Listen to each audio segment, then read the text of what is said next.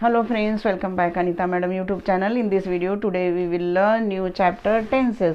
Tenses को हिंदी में काल कहते हैं, काल को अंग्रेजी में टाइम कहते हैं। टाइम वो नहीं जो घड़ी का टाइम बताता है, टाइम वह है जो एक्शन कब होता है, हुआ था, हो रहा है या एक्शन होने वाला है या एक्शन कब होगा, उस टाइम का ज्ञान हमें टेंस कराता है। इंग्लिश ग्रामर में टेंस का गहरा संबंध टाइम एंड एक्शन से होता है। डेली लाइफ में सुबह से लेके शाम तक, छोटे हैं या बड़े हैं, कुछ ना कुछ एक्शन या कुछ ना कुछ क्रियाएं होती रहती है, जैसे brushing, bathing, reading, writing, eating, going, coming, sleeping, jumping, dancing. ये सारे क्रियाएं हैं जिसे इंग्लिश में हम वर्ब कहते हैं। जब हम हिंदी में या इंग्लिश में बातें करते हैं तो हम वाक्यों में क्रियाओं का प्रयोग करते हैं। किसी वर्ब का टेंस उस टाइम का ज्ञान कराता है जब कोई एक्शन या पोजीशन होता है।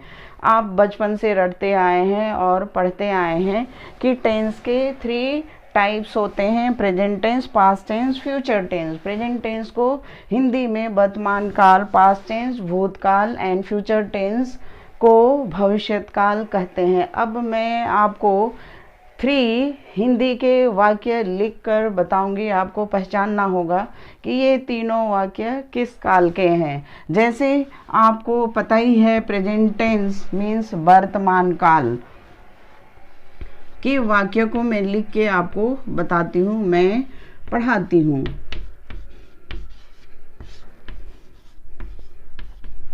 दूसरा वाक्य है मैं पढ़ा रही हूँ।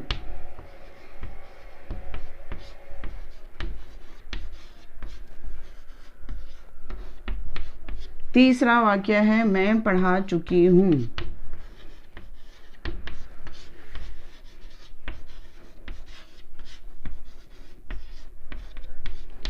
इसी को इंग्लिश में मैं पढ़ाती हूँ, आई टीच। मैं पढ़ा रही हूँ, आई एम टीचिंग। मैं पढ़ा चुकी हूँ, I have taught.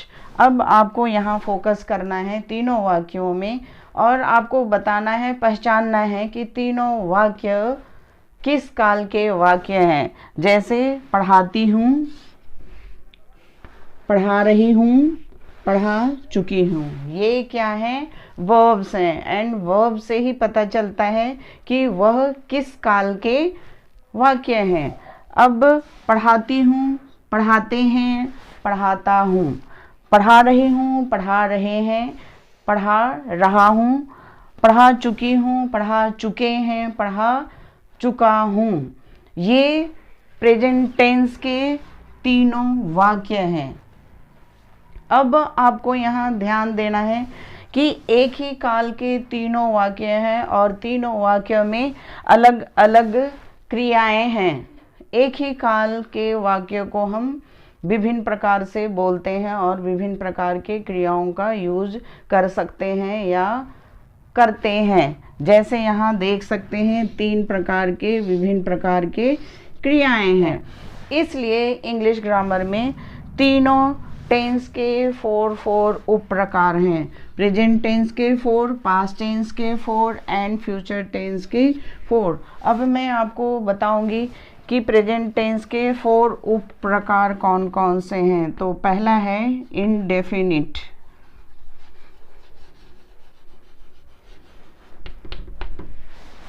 Indefinite tense. दूसरा है प्रेजेंट कंटिन्यूअस टेंस। थर्ड है प्रेजेंट परफेक्ट टेंस। फोर्थ है प्रेजेंट परफेक्ट कंटिन्यूअस टेंस।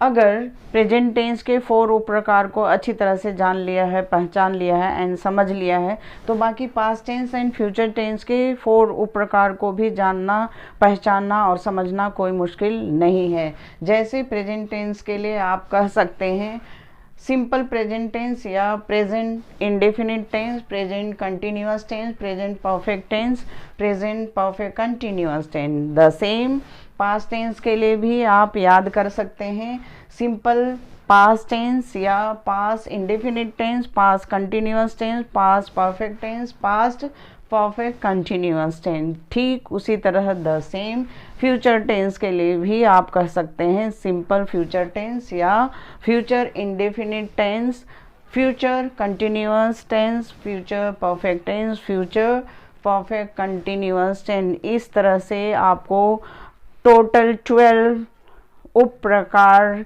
के टेंस को याद करना कोई मुश्किल नहीं है। बस आपको वाक्य अलग अलग टेंस के अनुसार और अलग अलग उप प्रकार के अनुसार वाक्य को यूज़ करते आना चाहिए और इंग्लिश में बोलना आना चाहिए।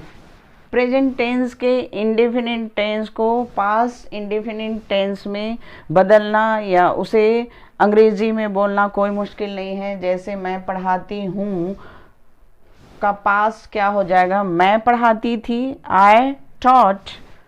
मैं पढ़ा रही थी, आई वॉज टीचिंग। मैं पढ़ा चुकी हूँ, उसका पास्ट टेंस क्या होगा, मैं पढ़ा चुकी थी, आई हैड टॉट। ठीक उसी तरह से फ्यूचर टेंस के लिए भी अलग अलग यूज़ किए जा सकते हैं। मैं पढ़ाऊँगी, आई विल टीच। मैं पढ़ा रही होंगी, I will be teaching.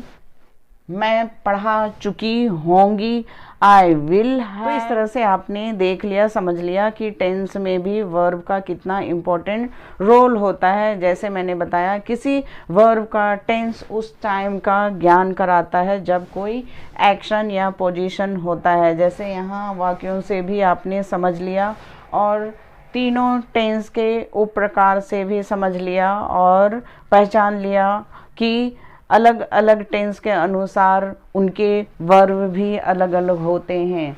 Means एक टेंस के 4 प्रकार के क्रियाएं हो सकती है और होती हैं और उनके अनुसार ही हम हिंदी या अंग्रेजी बोलते हैं। इसलिए अंग्रेजी बोलना कोई मुश्किल नहीं है जब आप टेंस को पूरी तरह से जान लेते हैं और आप अपना कंसेप्ट क्लियर कर लेते हैं। इसलिए मेरा वीडियो को लाइक करना एंड सब्सक्राइब करना ना भूलें ताकि मैं आपके लिए आसान तरीके का वीडियो हमेशा बना